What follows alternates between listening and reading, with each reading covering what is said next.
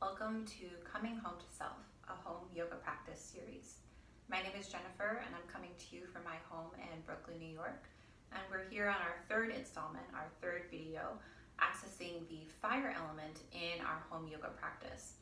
So where we've come before is establishing a foundation with the earth element, getting a little bit of flow and fluidity with the water element, and now with the fire element, we're starting to build a little bit of heat. So we're focusing in this part of our sequence on the kind of center part of the body. This is where we, in Ayurveda, talk about the agni, which means fire, but also in very particularly with Ayurveda means the digestive fire. And digestion is super important for so many reasons, for our physical health, our mental health, every part of our being, that we can transform our food into fuel. But we're also digesting information, emotions, sensations all around us all the time. So keeping a really strong agni is really important for how we feel in all parts of our day, including here on our yoga practice. It will help to make sure that our bodies are using our energy efficiently, so that if we're perhaps in a more vigorous practice, we're sustaining our energy. But even if we're in a kind of slower or more restorative practice, we're still able to continue to digest any emotions or sensations that are coming up and be in a sense of homeostasis throughout the practice. So today, in the sense of a vinyasa sequence, we will focus a little bit on how we can use the center part of our body with twisting postures, and also a little bit more about the sun salutations, which many of you are probably familiar with from your yoga classes, to help to cultivate that sense of fire, not only in the body, but also taking it from external sources.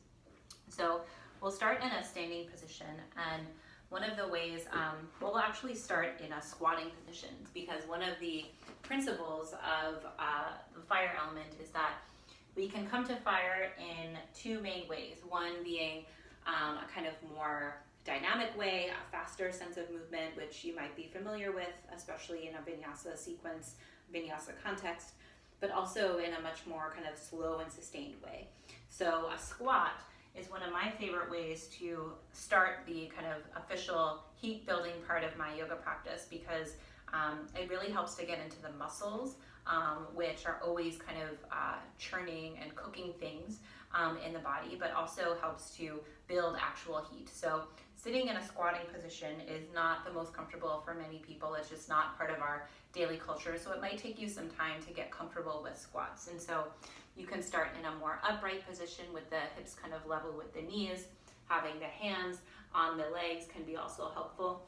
You can use the support of a prop, one or two yoga blocks underneath your hips to support, especially nice if you have anything going on in your knees and the knees are uncomfortable. Or you can go rogue and have no support, and allowing the heels to kind of drag towards the center, really allowing the feet to be full and spreading, and feel with your kind of interoception, with your internal sense that your bones here are holding you up. There's a sense of buoyancy from below, so that earth element is still at play here as you press into the feet, and let the hips be floating. The pelvic floor is floating. And there's a sense of burning perhaps in the legs, that fire building up. And you don't really have to do much here. You can stay with your squat and let that be really enough. There's also an option to incorporate some Kapalabhati, skull shining breath here. I'll do a couple of rounds just to show. You can stay in your squat, or you can also do this in a simple cross-legged position on the ground. Lifting your arms up, bring your fingers into the center of your hand, thumbs are facing out like a hitchhiker. You'll breathe in halfway and then pump the air out vigorously through your nose. Inhale. Exhale.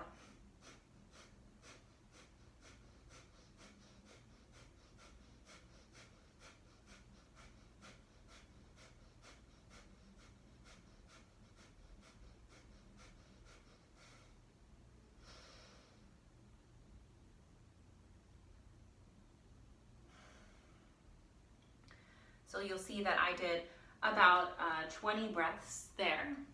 And at the end, I did a kind of throat hold to allow that bind, that bandha, to help to retain the breath a little bit more. So then after that, you can come out of your squat.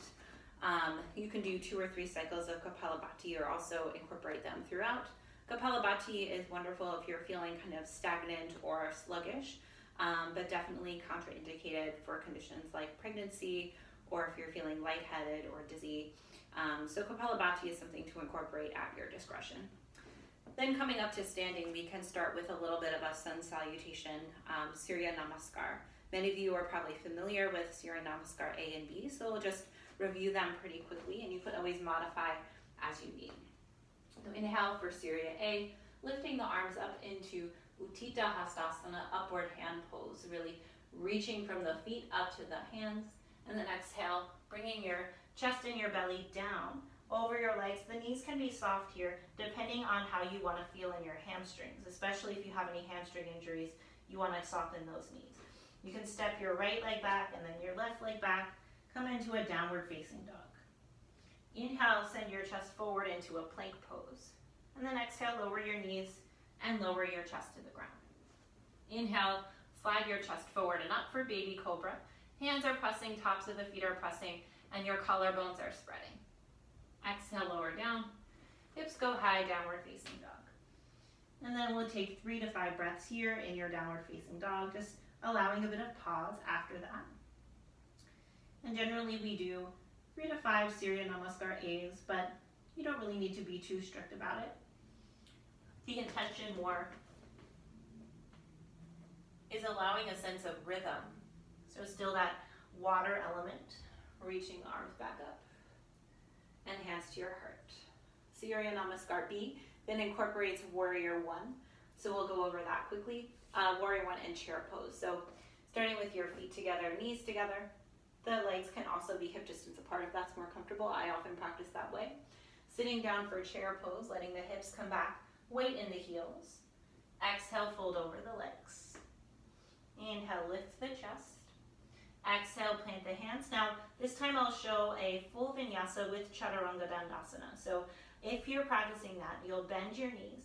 You'll hop back into Chaturanga so the elbows bend right away.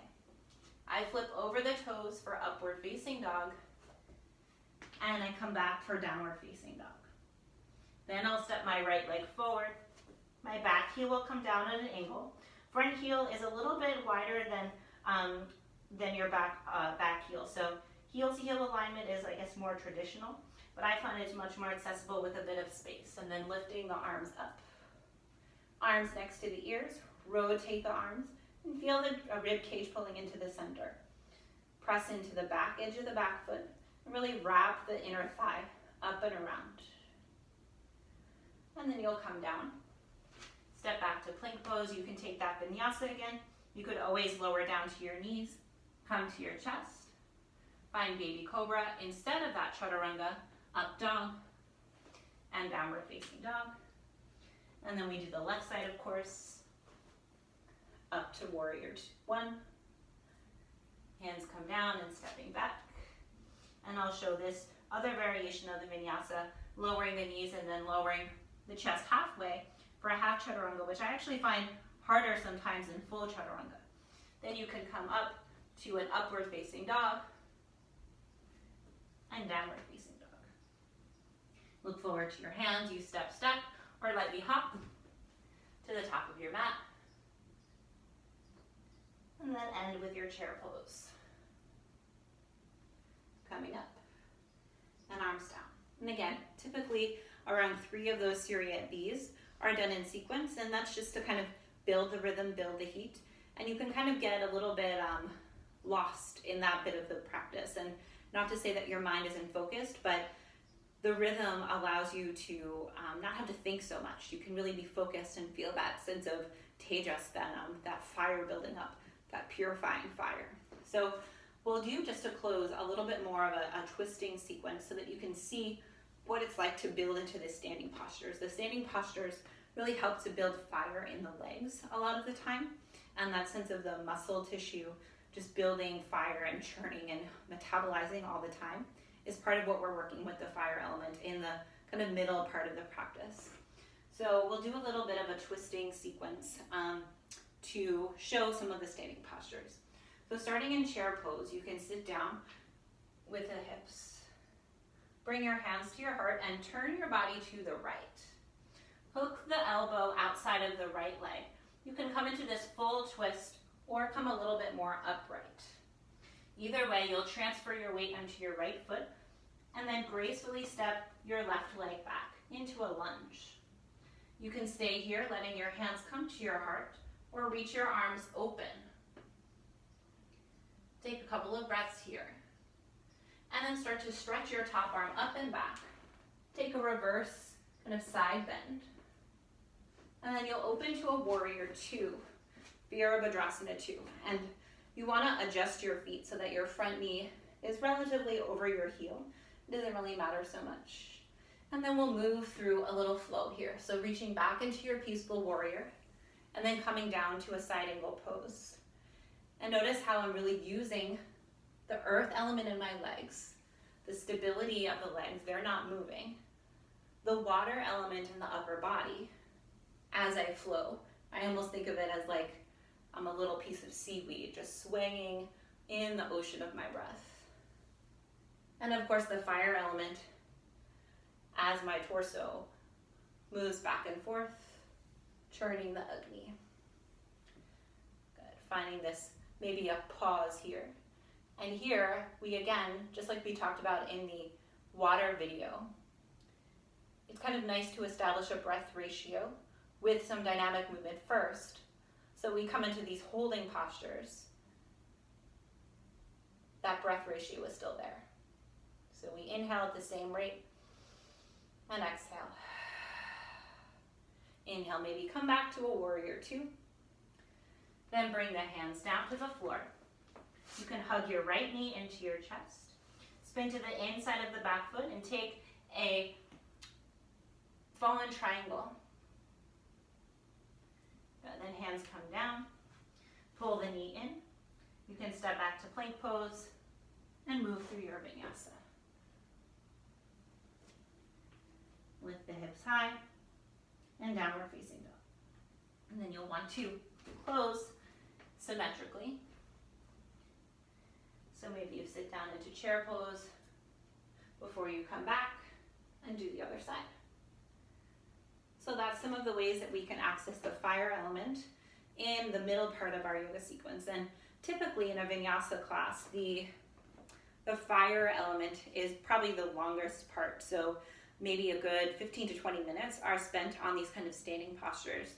It's often where the peak pose of a practice might be, or the kind of the main star of the show, as it were. What you're building up to might be focused on in the fire element, but that doesn't have to be the case. And like I said at the beginning, the fire element can also be accessed, not so much with a flow, but just with simple standing postures.